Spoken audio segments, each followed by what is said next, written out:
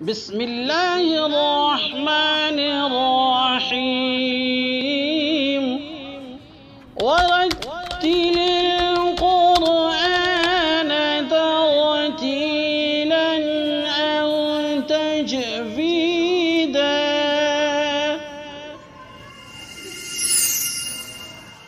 السلام علیکم ورحمۃ اللہ وبرکاتہ۔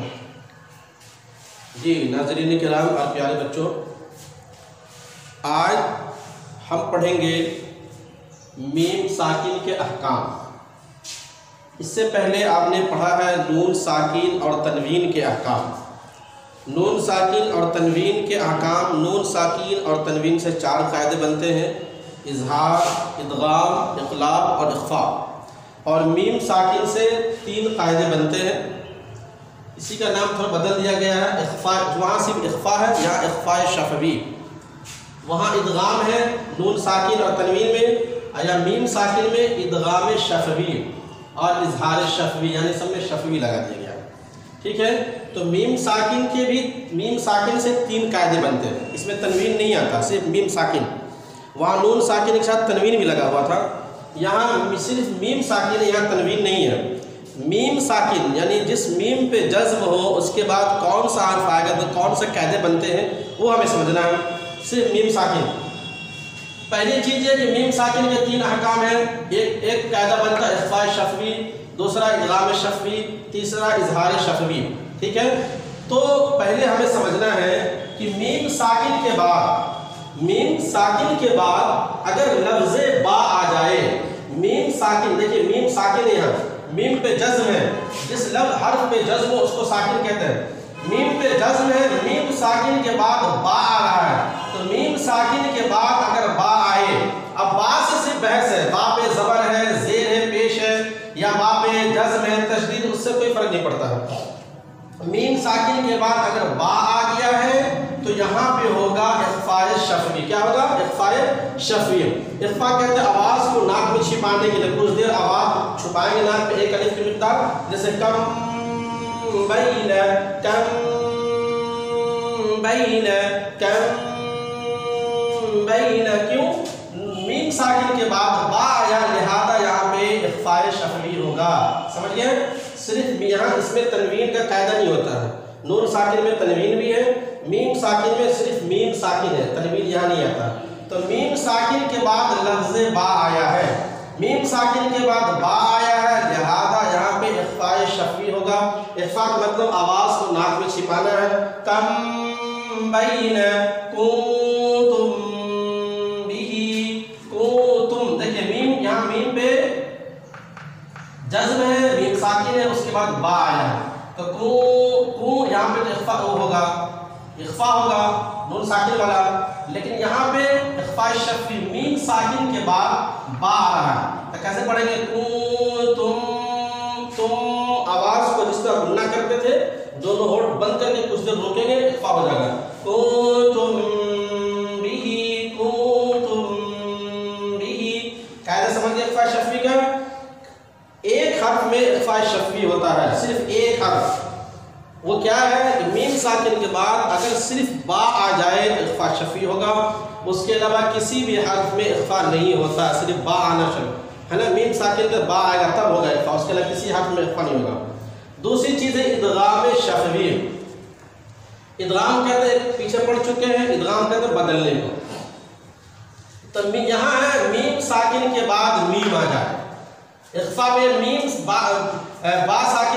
ساکن کے بعد با آ جائے، اور ادغام میں میم ساکن کے بعد میم آ جائے، میم ہو اس کے بعد دوسرا میم آ جائے، اس میم پہ چاہے جزم ہو چاہے تشدید ہو، ایک میم کے بعد دوسرا میم، پہلا میم پہ جزم ہو، دوسرے میم پہ چاہے زبر ہو، زیر ہو یا تشدید ہو، اس سے کوئی فرق نہیں پڑتا ہے۔ میم ساکن ہو، میم ساکن کے بعد دوسرا میم آ گیا ہے، لہذا یہاں پہ ہم کریں گے ادغام شفوی۔ کیسے پڑھیں گے؟ ہم من، کیوں؟ یہ میم ساکن ہے، میم ساکن میں کون سا لفظ آیا؟ یہاں میم آ رہا ہے، لہذا یہاں پہ ادغام شفوی ایک ہی حرف میں ہوتا ہے، اخفاء شفوی ایک ہی حرف صرف با میں، ادغام شفوی صرف ایک حرف میم میں، میم ساکن کے بعد میم آیا، لہذا یہاں پہ ادغام شفوی ہوگا۔ ہم من مما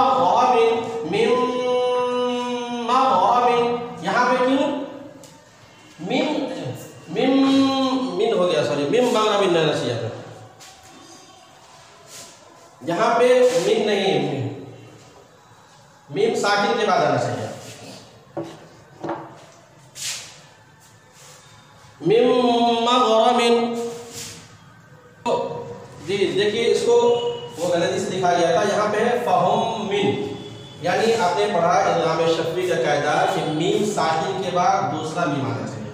तो मीम साकिन के बाद यहाँ पे मीम आ रहा, दो मीम एक जगह जमा है, पहला साकिन है दूसरा मीम आ रहा, तो वहाँ पे होगा इदगाम शफ़वी।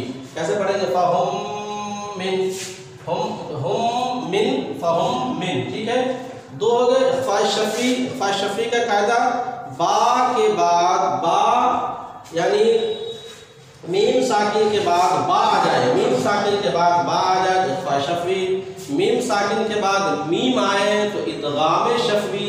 इन दोनों के अलावा इख़्फ़ा शफ़वी में एक हर्फ और इदगाम शफ़वी से एक ही हर्फ होता है। इन दोनों के अलावा हुरूफ़ तहज्जी के जितने लेटर्स हैं, मीम बा को छोड़ के जितने भी लेटर्स आ जाएंगे हुरूफ़ तहज्जी वाले, सब में इजहार यानी ज़ाहिर करके पढ़ेंगे, जैसे लिखा वैसे पढ़ेंगे, ना किसी में कोई कायदा नहीं होगा इन दोनों मीम और बा के अलावा, ठीक है।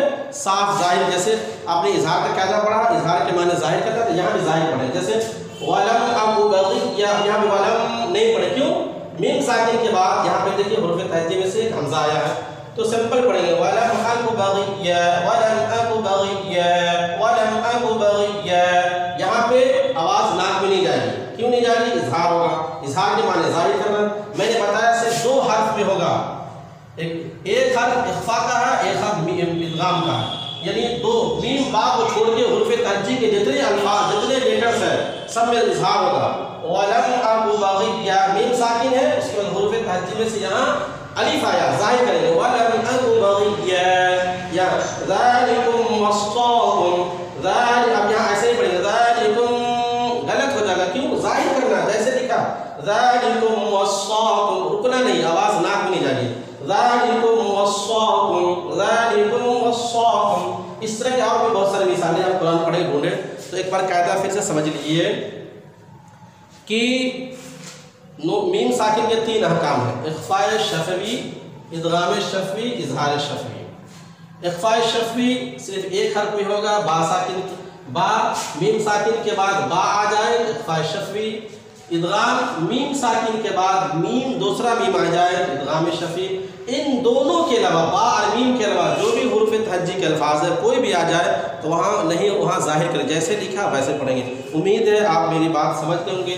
अगर नहीं समझ में आए तो आप ज़रूर हमें इत्तला कर सकते हैं ताकि उसके बारे में आपको बताया जा सके। जब तक इजाज़त लीजिए, अस्सलामु अलैकुम व रहमतुल्लाह।